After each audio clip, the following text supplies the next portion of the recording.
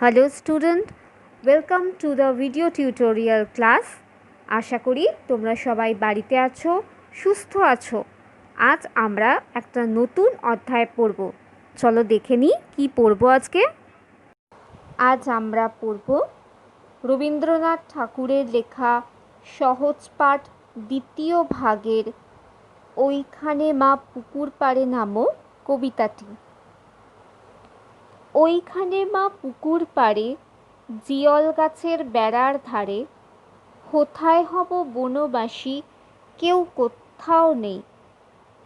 এখানে কবি একটি শিশু মনের কথাই আমাদের সামনে তুলে ধরেছেন, যে শিশুটি তার মাকে নিয়ে সকলের থেকে দূরে গিয়ে একান্তে থাকতে চায়। কোথায়?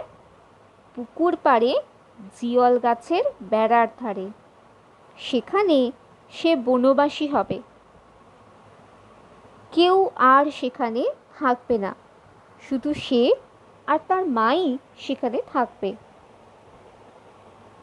ওইখানে ঝাউতলা জুড়ে বাঁধব তোমার ছোট্ট কুড়ে, শুকনো পাতা বিছিয়ে ঘরে থাকবো দুজনেই।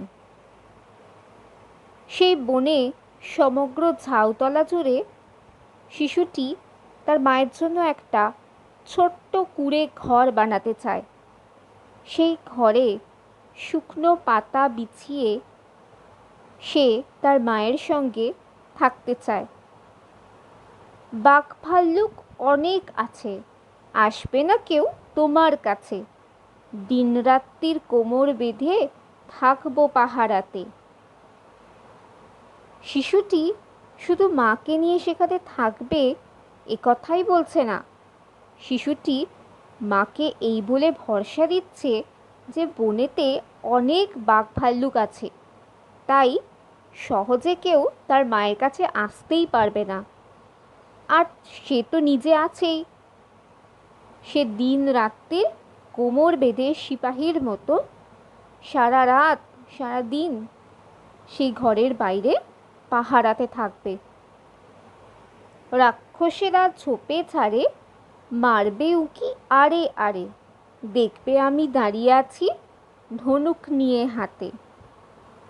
অর্থাৎ যদি রাক্ষস খক্ষস কেউ থেকেও থাকে, তারা ঝোপঝাড়ের আড়াল থেকেই উকি মারবে, কিন্তু তারা দেখতে পাবে যে আমি সেখানে সৈনিকের মতো ধনুক হাতে নিয়ে দাঁড়িয়ে আছি। তখন আর কেউ সাহস করবে না তোমার কাছে এগিয়ে আসতে। অর্থাৎ শিশুটি তার মাকে সর্বক্ষণ সব সময় সমস্ত বিপদের হাত থেকে রক্ষা করার জন্য প্রস্তুত হয়ে আছে। এই ভরসাই শিশুটি তার মাকে দিচ্ছে। অর্থাৎ এই পুরো অংশটি থেকে আমরা জানতে পারছি শিশুটি সমগ্র জগৎ থেকে বিচ্ছিন্ন হয়ে বনবাসী হয়ে তার মাকে নিয়ে একান্তে থাকতে চায়। সেখানে আর কেউ থাকবে না, আর মাকে রক্ষা করার দায়িত্ব সে নিজের কাঁধে নিয়ে নিয়েছে। আঁচলেতে খই নিয়ে তুই যেই দাঁড়াবি দাঁড়ে, অমনি যত বনের হরিণ আসবে সারে সারে। শিশুটি তার মাকে কি বলছে? তার মা যখনই আঁচলেতে খই নিয়ে সে দরজার সামনে দাঁড়াবে, তখনই বনের যত হরিণ আছে সবাই দল বেঁধে তার মায়ের কাছে চলে আসবে। শিংগুলি সব আঁকা বাঁকা, গায়েতে দাগ চাকা চাকা, লুটিয়ে তারা পড়বে ভুঁয়ে পায়ের কাছে এসে। সেই হরিণগুলোকে কেমন দেখতে হবে? তাদের শিংগুলো নাকি সব আঁকা বাঁকা, আর গায়েতেও চাকা চাকা দাগ আছে। তারা সবাই মাটিতে লুটিয়ে পড়ে তার মায়ের পায়ের কাছে এসে বসবে। ওরা সবাই আমায় বোঝে, করবে না ভয় একটুও যে, হাত বুলিয়ে দেব গায়ে, বসবে কাছে ঘেঁষে। অর্থাৎ শিশুটি বলছে যে বনের এই হরিণরা তার মন বোঝে, তারা জানে যে আসলে শিশুটি কিন্তু সৈনিকের বেশ ধারণ করে থাকলেও বা সৈনিকের মতো ব্যবহার করলেও সে কিন্তু খুব রাগী নয়, সে মনের দিক থেকে খুবই ভালো, তাই তাকে একটুও ভয় পাবে না।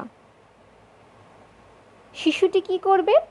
শিশুটি তাদের গায়ে হাত বুলিয়ে দেবে এবং তারাও তার কাছে ঘেঁষে বসবে। ফলসা বনে গাছে গাছে ফল ধরে মেঘ ঘনিয়ে আছে, ওইখানেতে ময়ূর এসে নাচ দেখিয়ে যাবে। ফলসা বনের গাছে গাছে অনেক ফল ধরেছে আর চতুর্দিকে মেঘও ঘনিয়ে এসেছে, তাই সেইখানে নাকি ময়ূররা এসে নাচ দেখিয়ে যাবে। শালিকরা সব মিছিমিছি লাগিয়ে দেবে কিচিমিচি, কাঠবেড়ালি লেজটি তুলে হাত থেকে ধান খাবে। শালিকরা কি করবে? শালিকরা শুধুমুধুই তারা কিচিমিচি করে চেঁচামেচি করবে, আর কাঠবিড়ালি লেজটা তুলে নাকি হাত থেকে ধান খেতে আসবে। সুতরাং এই অংশটিতে আমরা শিশু মনের অনেক কল্পনারই পরিচয় পাই, যেখানে সে বনের এমন কিছু পশু পাখির কথা বলছে যারা কিন্তু খুবই নিরীহ প্রকৃতির। তারা শিশুটির মতো তার মায়ের আদর ভাগ করে নেওয়ার জন্য এখানে চলে আসবে তার মায়ের কাছে, সেই কথাই আমরা এখান থেকে জানতে পাচ্ছি। আর তারা শিশুর মনটাও বুঝতে পারবে। তারা সকলেই জানে শিশুটি কিন্তু মনের দিক থেকে খুবই ভালো, তাই তাকে ভয় করার কোনো কারণ নেই। কল্পনা করতে আমরা কিন্তু সবাই কম বেশি ভালোবাসি। যা আমরা পাই না সহজে বাস্তব জীবনে, সেগুলোই কিন্তু আমরা কল্পনা করে নিই। এখানেও আমরা শিশু মনেরই কল্পনার চিত্র দেখতে পাচ্ছি, যেখানে শিশুরা কল্পনা করতে করতে বহু দূরে হারিয়ে যায়। সেখানে তার একমাত্র সঙ্গীকে তার মা, তাকে ঘিরেই তার যত রকম কল্পনা। শিশুদের সবথেকে কাছের মানুষ হলো তার মা, যিনি তাকে ছোটবেলা থেকে আগলে রাখেন, সমস্ত বিপদ থেকে তাকে রক্ষা করেন। তার সুখ দুঃখের একমাত্র সঙ্গিনী হয়ে ওঠেন মা। তাই শিশু মনও মাকে ঘিরেই সমগ্র কল্পনা করতে থাকে। এখানেও আমরা শিশুটিকে তার মাকে ঘিরেই অনেক রকম কল্পনা করতে দেখছি। সে তার মাকে নিয়ে বনবাসী হতে চায়। কোথায় বনবাসী হবে? পুকুর পাড়ে বা ঝাউবনের নির্জনে সে তার মাকে নিয়ে গিয়ে কুঁড়ে ঘর বানিয়ে সেখানেই বসবাস করার স্বপ্ন দেখছে, যেখানে সে আর তার মা ছাড়া কেউই থাকবে না। বনের বাঘ ভালুক বা দৈত্যদানব যেই থেকে থাকুক না কেন, মাকে রক্ষা করার জন্য শিশুটি তীর ধনুক হাতে পাহারায় দাঁড়িয়ে থাকবে দরজার সামনে। বনের পশু পাখিরা তার বন্ধুর মতো, মায়ের আদরের ভাব সে তাদের সঙ্গেও করে নেবে। মায়ের স্নেহের ছায়ায় কুঁড়ে ঘরের আঙিনায় নির্ভয়ে আনাগোনা করবে হরিণ, কাঠবেড়ালি, ময়ূর আর শালিক পাখি। অর্থাৎ তারা কিন্তু শিশুটিকে ভয় পাবে না, যতই তার হাতে তীর ধনুক থাকুক না কেন। তারা জানে শিশু মন আসলে খুব উদার প্রকৃতির, সে শুধুমাত্রই তার মাকে রক্ষা করতে চায়। আর শিশুটিও জানে যে বনের সব পশু পাখি কিন্তু হিংস্র নয়, তাই এদের কাছে বা এদের সান্নিধ্যে মায়ের কোনো ভয় নেই।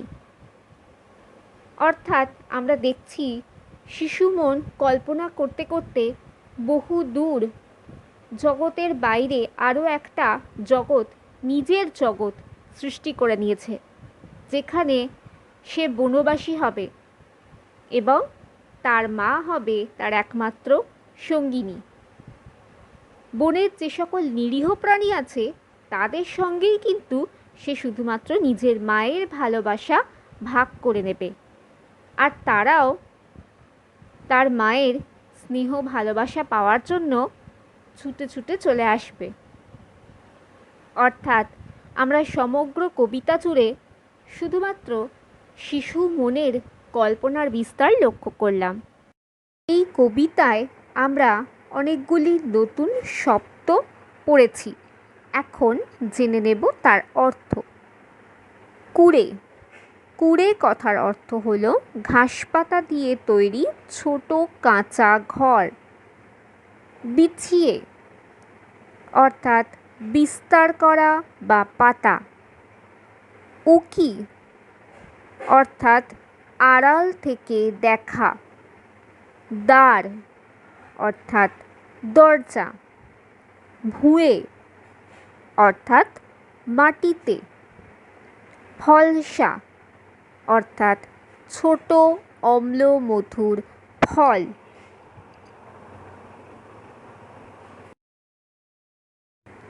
আজকে আমরা পড়লাম রবীন্দ্রনাথ ঠাকুরের লেখা সহজপাঠ দ্বিতীয় ভাগের একটি কবিতা, ওইখানে মা পুকুর পাড়ে।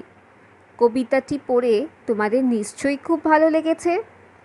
তোমরাও নিশ্চয়ই মাঝে মাঝে শিশুটির মতো কল্পনার জগতে হারিয়ে যাও, তাই তো? কবিতাটি তোমরা আবার ভালোভাবে পাঠ করবে এবং এর অর্থগুলো জানার চেষ্টা করবে। আজকের পাঠ এখানেই শেষ। বাড়িতে থেকো, সুস্থ থেকো, মন দিয়ে পড়ো। Thank you.